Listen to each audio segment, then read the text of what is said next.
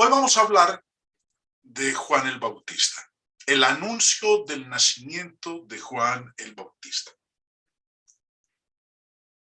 De ello, y como estamos siguiendo el orden cronológico como está presentado en los evangelios, después del nacimiento de Juan, se nos habla del nacimiento de nuestro Señor Jesucristo.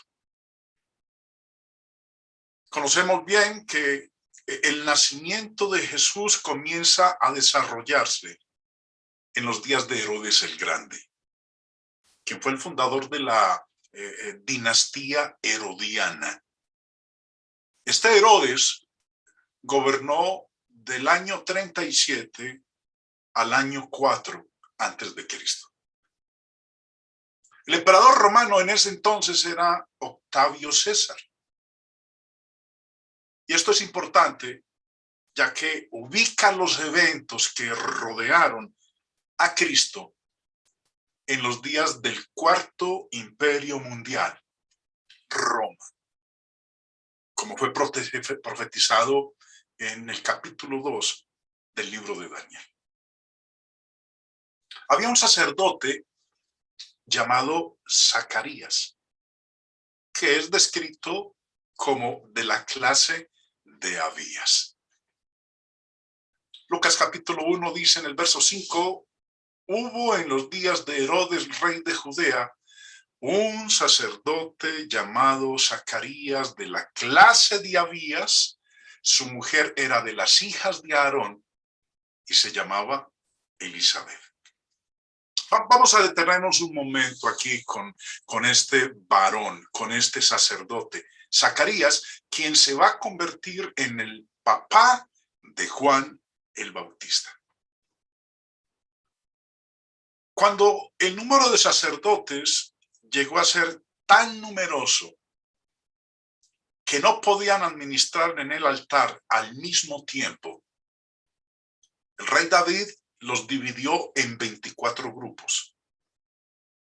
Y cada uno de esos grupos oficiaría durante una semana. Nos dice Primera de Crónicas 24. También los hijos de Aarón fueron distribuidos en grupos.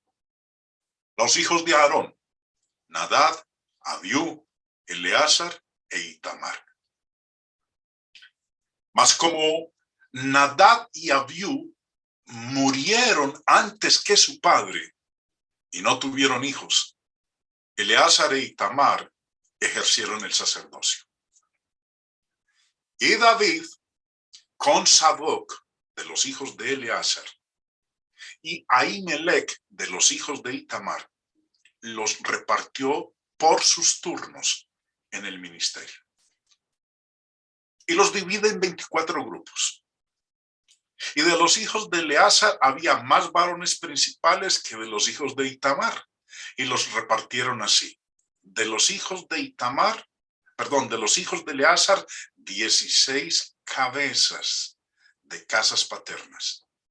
Y de los hijos de Itamar, por sus casas paternas, 8. Eso nos da un total de 24 grupos. Los repartieron pues por suerte los unos con los otros, porque de los hijos de Eleazar y de los hijos de Itamar hubo príncipes del santuario y príncipes de la casa de Dios.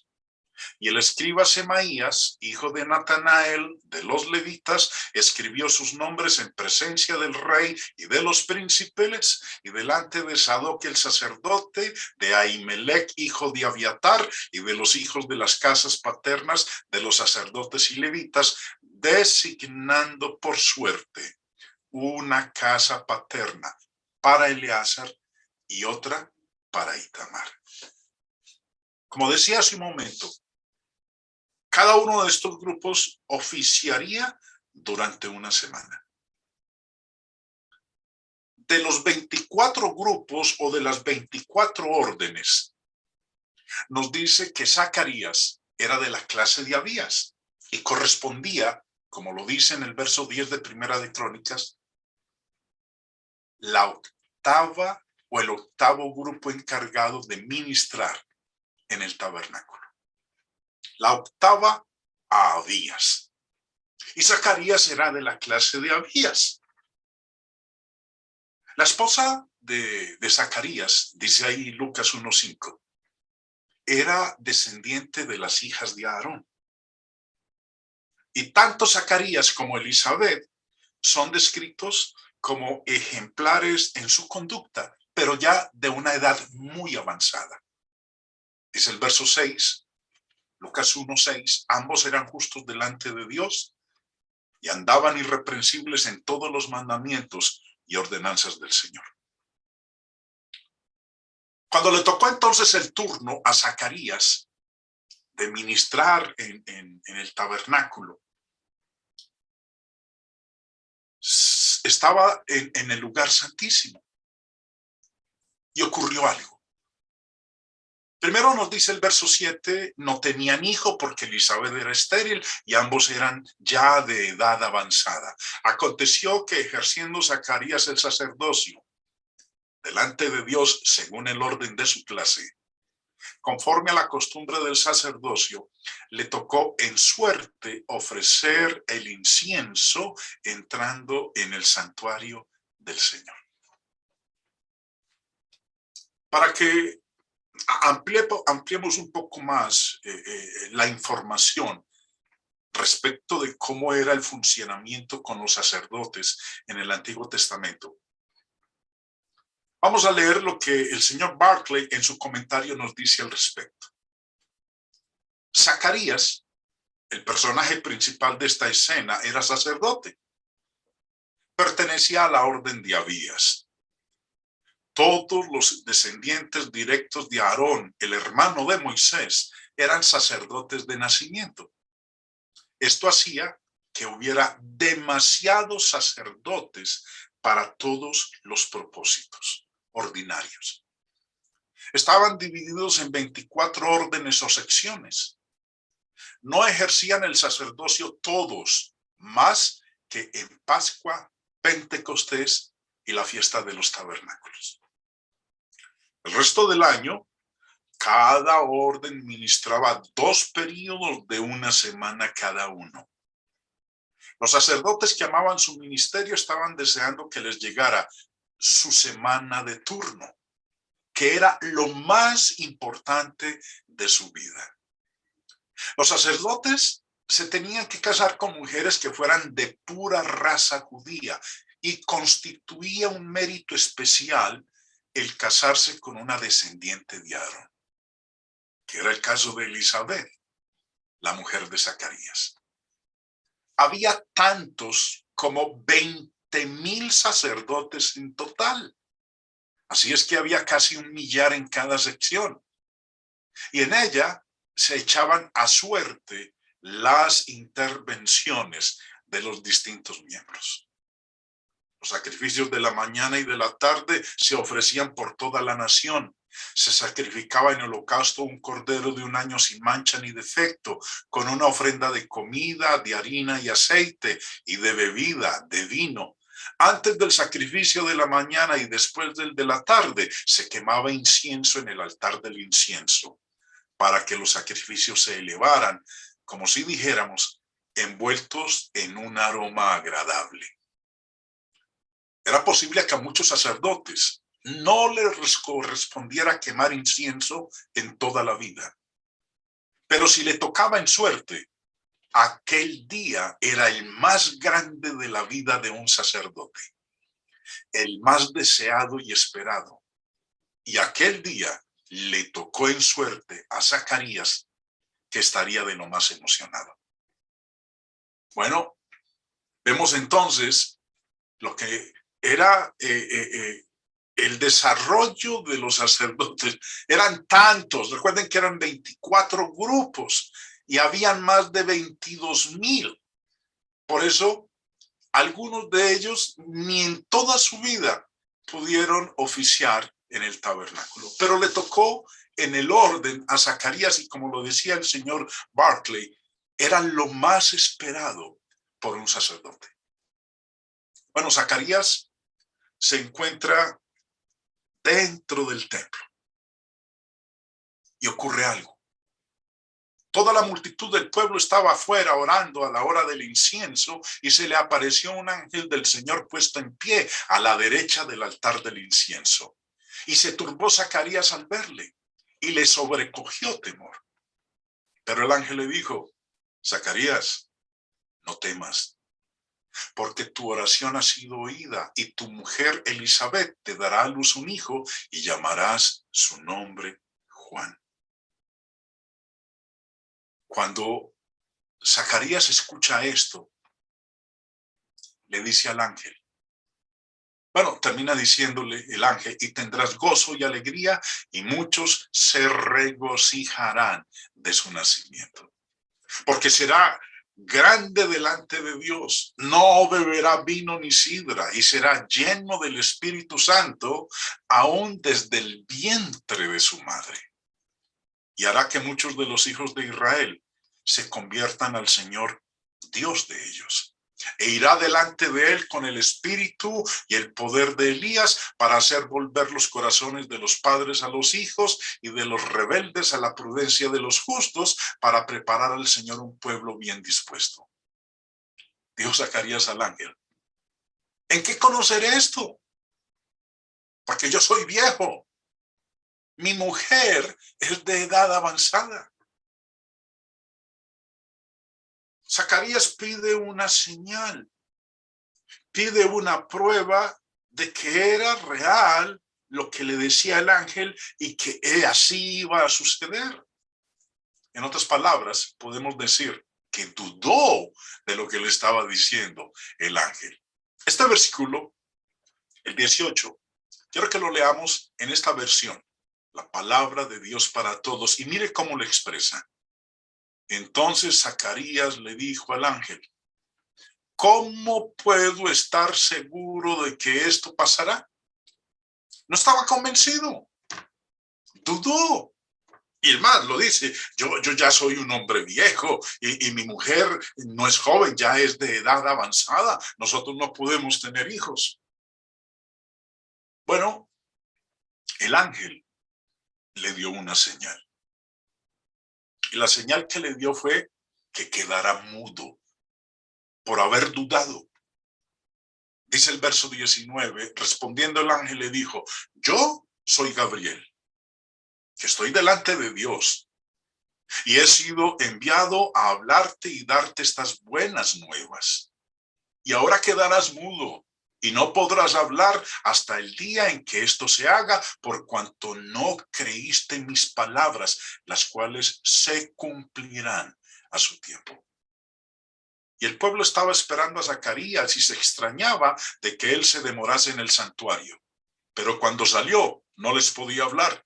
Y comprendieron que había visto visión en el santuario. Él les hablaba por señas y permaneció mudo. Y cumplidos los días de su ministerio, se fue a su casa. Después de aquellos días, concibió su mujer Elizabeth y se recluyó en casa por 5 meses, diciendo: así ha hecho conmigo el Señor en los días en que se dignó quitar mi afrenta entre los hombres. Interesante lo que ella expresa en este versículo 25, agradeciéndole a Dios. Y dice: Dios se quitó dignar mi afrenta entre los hombres. ¿Por qué dijo eso? El señor Matthew Henry, en su comentario, nos da una buena explicación con respecto a lo que Elizabeth dijo en la parte final del verso 25. Dice el señor Matthew Henry: la fecundidad era considerada entre los judíos como una bendición tan grande que resultaba sumamente oprobioso ser estéril. Y las estériles eran sospechosas. Eran sospechosas a los ojos de los hombres de haber cometido algún gran pecado oculto. Elizabeth proclama así su triunfo, pues no solo le ha quitado Dios el oprobio que pesaba sobre ella, sino que le ha conferido gran gloria al fijarse en ella de un modo tan maravilloso. Ahora, recuerden, hermanos queridos, que el oprobio o la afrenta de Elizabeth no era de parte de Dios, era un concepto de los judíos, algo que ellos se imaginaban, suponían y decían, bueno, esta mujer no puede tener hijos, esta mujer es estéril porque debe haber cometido algún gran pecado y ese pecado está oculto, por eso no pueden tener hijos. Así era la situación. La mujer, lamentablemente, el hombre con sus tradiciones, sus conceptos y machismo, las ha rebajado durante todo el tiempo. El Señor Jesús vino a darles a las mujeres el verdadero lugar que ellas ocupan ante los ojos de Dios. Bueno, pero de eso hablaremos en otra oportunidad. Bueno, aquí está entonces el anuncio del nacimiento de Juan. Después de completar su oficio, Zacarías regresó entonces a su hogar en la región montañosa de Judea y Elizabeth quedó embarazada. Siguiendo entonces en el orden cronológico de lo que nos narran los evangelios, sigue el anuncio del nacimiento del Señor Jesús. En el 6º mes, después de la concepción de Isabel, el ángel Gabriel fue enviado por Dios con un mensaje divino. Donde la Virgen María. Dice empezando el verso 26. Al 6º mes, o sea, pues al 6º mes del embarazo de Elizabeth, el ángel Gabriel fue enviado por Dios a una ciudad de Galilea llamada Nazaret, a una virgen desposada con un varón que se llamaba José, de la casa de David, y el nombre de la virgen era María. Tanto María como José eran de la casa de David. Bueno, adelantándonos un poquito a lo que sigue en la narración, María daría a luz un hijo cuyo nombre sería llamado Jesús. Pero ¿cómo podía ser eso? Ella estaba comprometida con José, dice ahí el verso 27, a una virgen desposada con un varón que se llama José. María estaba comprometida en matrimonio, pero aún no se había casado con José. Un desposorio, que es el término que utiliza aquí en el verso 27, un desposorio entre los judíos generalmente duraba de 10 a 12 meses. Y era un contrato vinculante para casarse. Y cualquier infidelidad durante este tiempo se consideraba adulterio. Y recuerden, hermanos, que el adulterio se castigaba en el Antiguo Testamento con la muerte por lapidación. La situación de María se va a tornar muy difícil cuando ella quede embarazada y cuando José se dé cuenta del embarazo de María. Pero vamos a considerar el desposorio, porque dice el verso 27, a una virgen desposada con un varón. Vamos a informarnos de cómo era eso del desposorio en el Antiguo Testamento. Y para ello me voy a valer del historiador judío Alfred Edersheim en su libro La vida y los tiempos de Jesús el Mesías. Explicándonos en su libro acerca del desposorio judío, dice: pero al tiempo de sus esponsales, tanto José como María eran pobres en extremo, como se ve, no por el hecho de que él fuera carpintero, puesto que un oficio era considerado casi como un deber religioso, sino por la ofrenda cuando la presentación de Jesús al templo. Recuerden que José y María, cuando fueron a presentar al niño, llevaron 2 palominos, que era lo que llevaba una persona pobre. En consecuencia, los esponsales tienen que haber sido de los más simples y la dote establecida muy pequeña. Cualquiera que hubiera sido el modo de esponsales adoptado, había 2, en la presencia de testigos, o bien por palabra solemne oral con la formalidad debida, con la promesa añadida de una moneda, por pequeña que fuera, o el valor de una moneda de uso, o bien por escrito, el llamado chitré erusin. En este caso, no se seguiría ninguna fiesta suntuosa y la ceremonia concluiría con una bendición como la siguiente, que se usó después. Bienaventurado eres tú, oh Señor Dios nuestro, Rey del mundo, que nos has santificado con tus mandamientos y nos has prohibido el incesto y prevenido a los desposados, pero nos has sancionado a los casados mediante chupá y desposorio. Bienaventurado eras tú, que santificas a Israel mediante chupá y desposorio, todo lo cual quizá terminaría con una bendición sobre el vaso de vino estatuido que era gustado por ambos desposados. Desde aquel momento, María era la esposa desposada de José. Su relación era sagrada, como si se hubieran casado. Toda infracción sería considerada como adulterio y tampoco podría disolverse el lazo como después del matrimonio, excepto por un divorcio regular. Sin embargo, podían transcurrir meses entre los desposorios y la boda, que normalmente era entre 10 y 12 meses. En otras palabras, un año. Desde el momento en que se realizaba el desposorio hasta el día en que se casaban, transcurría aproximadamente un año.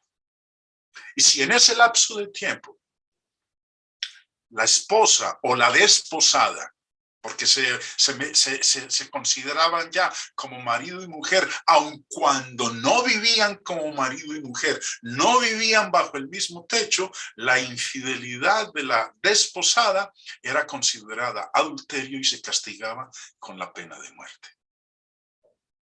Eso entonces nos va mostrando a nosotros la situación en la cual se va a ver involucrada la Virgen María. El mismo autor, Alfred Edersheim, en su libro Usos y costumbres de los judíos en los tiempos de Cristo, nos da más información acerca del desposorio y dice: leemos en el Evangelio que cuando la Madre Virgen estaba desposada con José, antes de que viviesen juntos, se halló que estaba encinta por obra del Espíritu Santo. José, su marido, como era justo y no quería denunciarla, resolvió dejarla secretamente. José se sintió traicionado.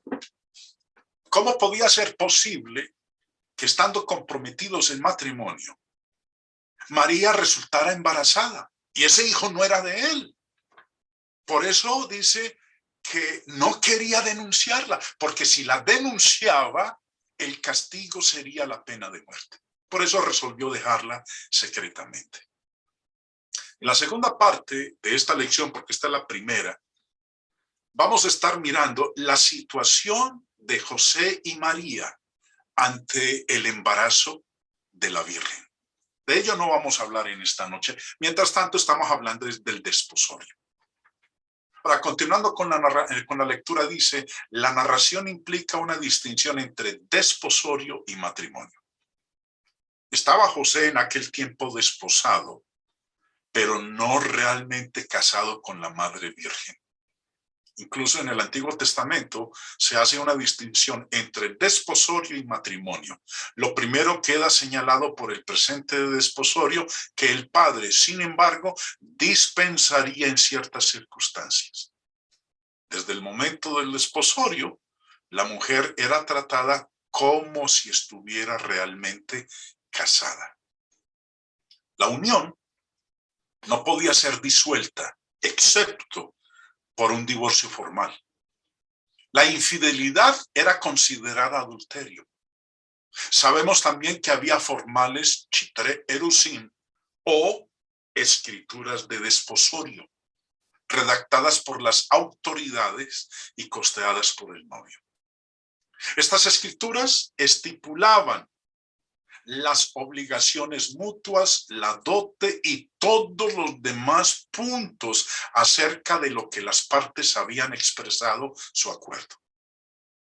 Las chitre erusin o escrituras de desposorio eran diferentes del normal chetubá o contrato matrimonial, sin el que los rabinos consideraban un matrimonio meramente un concubinato legalizado. La forma actual empleada entre los judíos expone que el novio se casa con su novia conforme a la ley de Moisés y de Israel, tal como es la manera de los hombres de Israel, añadiendo a ello el consentimiento de la mujer, siendo el documento firmado por 2 testigos. Con toda probabilidad, esta era sustancialmente la forma en los tiempos antiguos. La dote, bien en dinero, en propiedad o en joyas, era especificada en el contrato matrimonial. Y si se había estipulado de manera expresa que no iba a tener dote alguna, se indicaba delicadamente que el novio debía, antes del matrimonio, darle lo suficiente para el necesario ajuar. Estas son solo unas de las pocas estipulaciones que muestran cuán cuidadosamente la ley protegía los intereses de las mujeres. Entrar en más detalles nos llevaría más allá del tema que nos ocupa. Todo esto quedaba sustancialmente establecido en los desposorios, que, por lo menos en Judea, parecen haberse celebrado con una fiesta. La única razón válida para la disolución del vínculo así formado era una infracción real de estas disposiciones o un fraude declarado. En cualquier otro caso, como ya se ha señalado, se precisaba de un divorcio formal. Esto pues, resumiendo un poco la información con respecto a lo del desposorio. Entonces ya sabemos que José y María estaban desposados. Según la ley rabínica, se precisaba de ciertas formalidades para que unos desposorios fueran legalmente válidos. Estas consistían en entregar a la mujer, bien directamente, bien por medio de mensajeros, una moneda, por pequeña que fuera, o bien una carta. Siempre que en cada caso se afirmara expresamente delante de testigos que el hombre tenía la intención de tomar a la mujer como su mujer, el matrimonio seguía después de un intervalo más largo o más corto, pero cuyos límites estaban fijados por la ley. La ceremonia misma consistía en conducir a la novia a la casa del novio con ciertas formalidades, datando la mayor parte de ellas de tiempos muy remotos. Esto es entonces, hermanos, un poco de información para que entendamos lo relativo al desposorio. José y María están desposados. Aún no se han casado, pero se consideraban ya como marido y mujer. No podían vivir juntos hasta que se realizaran las bodas. Es más, recuerden, la iglesia hoy en día es la desposada, la novia del Cordero. Jesús aún no se ha casado con la iglesia.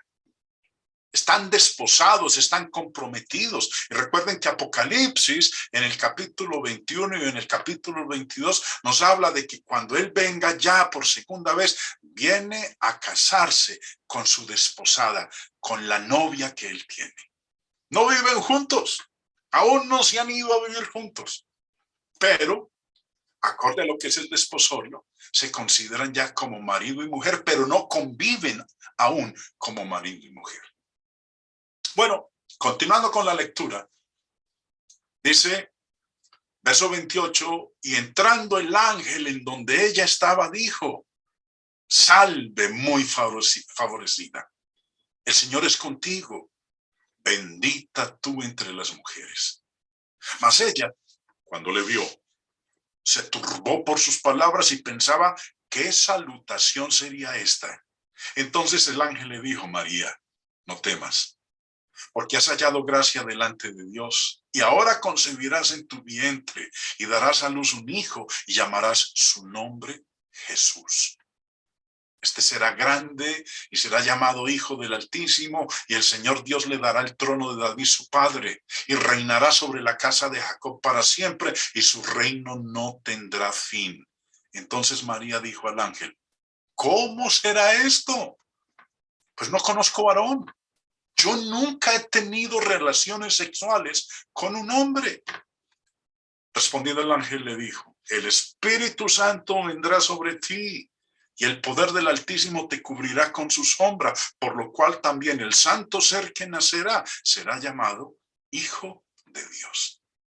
Y aquí, tu parienta Elizabeth, ella también ha concebido hijo en su vejez, y este es el 6º mes para ella, la que llamaban estéril.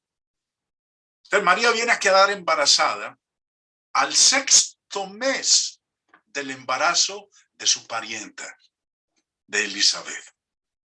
Porque nada de imposible para Dios, le dijo el ángel. Sí, ella es de edad avanzada, pero para Dios no hay nada imposible. Entonces María dijo, he aquí la sierva del Señor, hágase conmigo conforme a tu palabra. Y el ángel se fue de su presencia.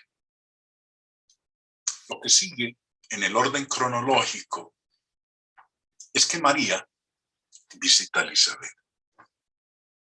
Cuando ella entonces, con lo que le dice el ángel, se dirigió rápidamente a la región montañosa de Judea, a la casa de Zacarías y de Elizabeth. Dice el verso 39. En aquellos días, levantándose María, fue deprisa a la montaña, a una ciudad de Judá, y entró en casa de Zacarías y saludó a Elizabeth.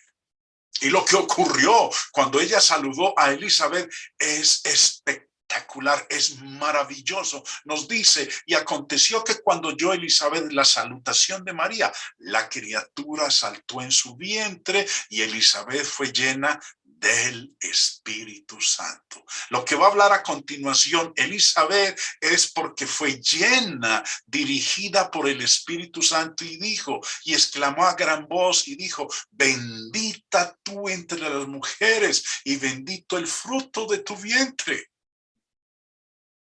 Mire lo que está diciendo el texto. Sin María aún decirle que está embarazada, su prima, su parienta le dice, bendito el fruto de tu vientre. ¿Por qué se me concede esto a mí? Que la madre de mi Señor venga a mí. Recuerden que los judíos, además la escritura dice, el Señor nuestro Dios, el Señor uno es. ¿Cuántos señores tenían los judíos? Uno solo. ¿En cuántos señores creían los judíos? En uno solo. Es más, Deuteronomio 6:4 dice, Jehová nuestro Dios, Jehová uno es. El único Señor para el judío era Dios. Pero aquí Elizabeth expresa a María y dice que el hijo que está en su vientre es el Señor de ella. Es Dios. Porque tan pronto como llegó la voz de tu salutación a mis oídos, la criatura saltó de alegría en mi vientre. Se está refiriendo Elizabeth a Juan, el hijo que está en su vientre y lleva 6 meses ya. Y bienaventurada la que creyó, porque se cumplirá lo que fue dicho de parte del Señor. Entonces María dijo, engrandece mi alma al Señor. Lo que sigue a continuación, la declaración o poema de alabanza de María, es algo que se conoce como el Magnificat. Esa es la palabra latina con la que comienza y significa engrandece. Verso 46, engrandece mi alma al Señor. Y está lleno de referencias, lo que sigue a continuación. Palabras de María, llena del Espíritu Santo, son referencias del Antiguo Testamento y magnifica el nombre de Dios. Sigue diciendo, y mi espíritu se regocija en Dios mi Salvador, porque ha mirado la bajeza de su sierva. Pues he aquí, desde ahora me dirán bienaventurada todas las generaciones, porque me ha hecho grandes cosas el poderoso, santo es su nombre, y su misericordia es de generación en generación a los que le temen. Hizo proezas con su brazo, esparció a los soberbios en el pensamiento de sus corazones, quitó los tronos a los poderosos y exaltó a los humildes. A los hambrientos colmó de bienes y a los ricos envió vacíos. Socorrió a Israel su siervo, acordándose de la misericordia, de la cual habló a nuestros padres para con Abraham y su descendencia para siempre. Y se quedó María con ella como 3 meses. Después se volvió a su casa. Ya cuando ella decide volver entonces a Nazaret, a su familia, donde está José, pero que no viven juntos, ya tiene 3 meses de embarazo, María. Ya se le nota. Ya su barriguita, debe verse la protuberancia de su barriguita. Y es entonces cuando José dice, bueno, ¿qué pasó? María se fue 3 meses y regresa embarazada. Pero de eso quiero dejarlo, hermanos, para la segunda parte de esta lección, la semana entrante. Porque lo que sigue ya en el orden cronológico es el nacimiento de Juan. Elizabeth llegó a término completo y dio a luz a su hijo prometido. Dice el verso 57. Cuando a Elizabeth se le cumplió el tiempo de su alumbramiento, dio a luz un hijo. Y cuando oyeron los vecinos y los parientes que Dios había engrandecido para con ella su misericordia, se regocijaron con ella. El niño fue circuncidado al 8º día, tal cual como lo determinaba la ley. Y todos los que estaban ahí pensaron entonces en colocarle el nombre a este bebé. Aconteció que al 8º día vinieron para circuncidar al niño y le llamaban con el nombre de su padre, Zacarías. Pero respondiendo su madre dijo, no, se llamará Juan. Entonces los que estaban ahí, porque lo llamaban Zacarías y Elizabeth, dijo, no, señores, él no se va a llamar como el papá, él se va a llamar Juan. Entonces se dirigen a Zacarías y por señas le preguntan si era así, si era Juan o Zacarías. Le dijeron, ¿por qué? No hay nadie en tu parentela que se llame con ese nombre. Entonces preguntaron por señas a su padre cómo le quería llamar. Ahora, ¿por qué? ¿Por qué por señas? Porque él había quedado mudo. Recuerden que cuando el ángel se le apareció y le dijo que iba a tener un hijo, él no creyó. Le pidió una señal de que eso realmente iba a ocurrir porque él ya era un hombre viejo y su mujer anciana. Y el ángel le dijo, la señal que voy a darte es que te vas a quedar mudo por no creer. Y vas a quedar sin hablar hasta cuando haya nacido el niño. Entonces le preguntaron por señas a su padre cómo le quería llamar. Y como aún no podía hablar, dice, y pidiendo una tablilla, escribió diciendo, Juan es su nombre. Y todos se maravillaron. El joven Juan ahora continúa diciendo la narración. Al momento fue abierta su boca y suelta su lengua y habló bendiciendo a Dios. Y se llenaron de temor todos sus vecinos, y en todas las montañas de Judea se divulgaron todas estas cosas. Y todos los que oían las guardaban en su corazón diciendo: ¿quién pues será este niño? Y la mano del Señor estaba con él. El niño crece,